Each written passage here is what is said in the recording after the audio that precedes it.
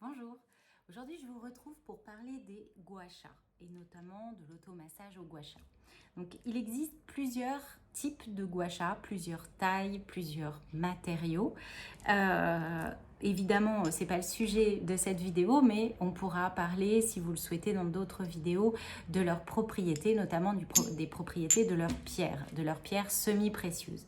Donc pour ma part, j'utilise uniquement les gua sha de chez Santara Holistic créés par Maya Alom parce que tout simplement ils sont fabriqués de manière éthique, mais également la qualité des pierres par rapport à plein d'autres marques que j'ai déjà testées est inégalable. En tout cas aujourd'hui, comme vous pouvez le voir, je ne sais pas si vous voyez bien, ils ont tous des incrustations, enfin ils sont vraiment magnifiques, on ne voit pas très bien à la caméra, mais ils sont tous uniques de par leurs caractéristiques, les inclusions à l'intérieur de la pierre. Donc au-delà de se procurer un automassage, c'est vrai que c'est vraiment de très belles pierres. C'est comme un bijou, un outil de beauté, mais plus que ça, un bijou. Pour ma part, j'utilise vraiment en majorité le quartz rose et l'améthyste parce que c'est des pierres qui m'appellent, c'est comme ça. Et puis aussi parce que le quartz rose, c'est la pierre du féminin par excellence, c'est la pierre anti-âge, de la féminité. Voilà, donc c'est vraiment une très jolie pierre. Et l'améthyste, c'est ma pierre de cœur. C'est vraiment une pierre apaisante qui ouvre pour moi beaucoup l'esprit et une très très belle pierre. Donc il existe trois types de gua sha, enfin en tout cas que j'utilise. Le premier, c'est le gua sha cœur. Voyez, de cette manière. Donc celui-ci est en quartz rose, bien sûr. Donc il est pratique pour des novices. Il a le côté incurvé ici pour masser les joues ou pour masser le front. Il a le côté un petit peu bombé qui peut servir également pour les joues, mais également au niveau des yeux. Enfin, c'est un petit cœur, enfin, ça ressemble à un cœur. C'est assez pratique quand on débute. Pour ma part, j'utilise beaucoup les gua sha cornes, tout simplement parce que je les trouve facilement maniables. Ils sont plus grands. Vous voyez, par rapport au cœur, le gua sha cœur, le gua sha corne, c'est pas du tout la même taille, hein. Vous voyez bien, c'est complètement différent. Et lors de mes soins en institut, enfin au studio, je me sers de deux gua sha parce que j'aime faire ça. Je fais un côté beaucoup et je finalise les drainages avec deux gua sha. C'est très très agréable, notamment au niveau du ressenti.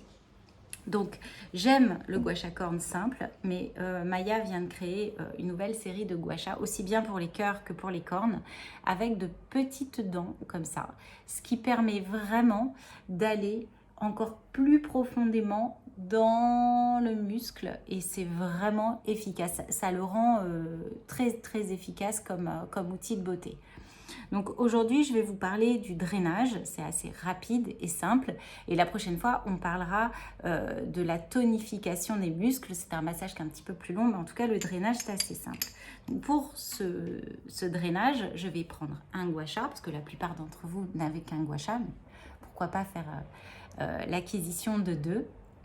Et tout simplement, comme d'habitude, on commence par stimuler les points lymphatiques. Vous connaissez maintenant au niveau de la clavicule, 3 à 5 pressions, au niveau des oreilles et au niveau de la mâchoire, ici sous le menton.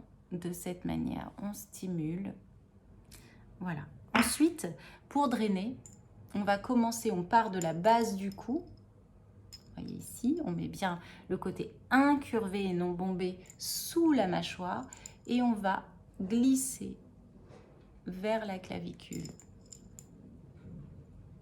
C'est extrêmement agréable déjà au toucher, cette pierre extrêmement douce. Donc on ne va pas venir ici sur la thyroïde, mais rester bien en parallèle sur le muscle. Donc vous pouvez le faire 3 à 5 fois. Ensuite, on revient stimuler ici sous le menton et on va venir lisser jusque sous l'oreille 3 fois.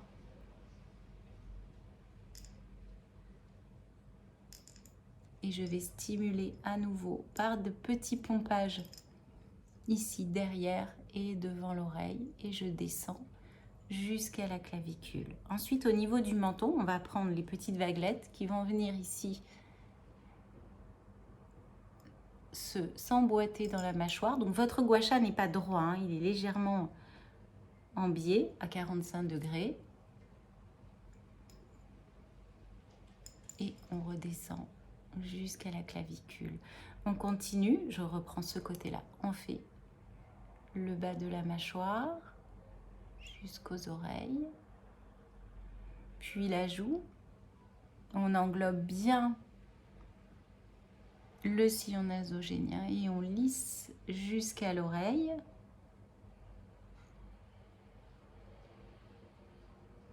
Et enfin, jusqu'à la clavicule.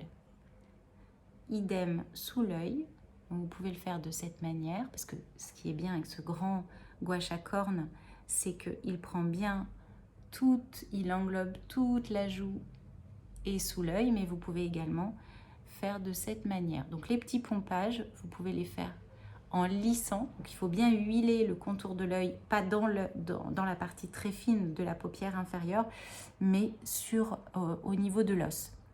Si vous mettez la crème ou l'huile, votre sérum trop près des yeux, par capillarité, ça va remonter dans l'œil et ça risque d'être gênant, même voire désagréable.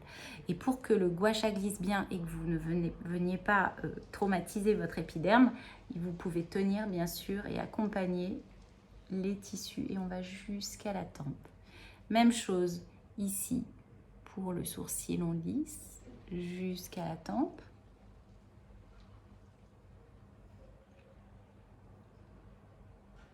Et le front, de cette manière, côté incurvé, je lisse. Alors vous pouvez lisser d'abord dans un premier temps de cette manière, relever le sourcil, puis ensuite de cette manière. Et on fait la tempe, à nouveau la joue, et on redescend jusqu'en bas. Et vous faites l'autre côté de la même manière.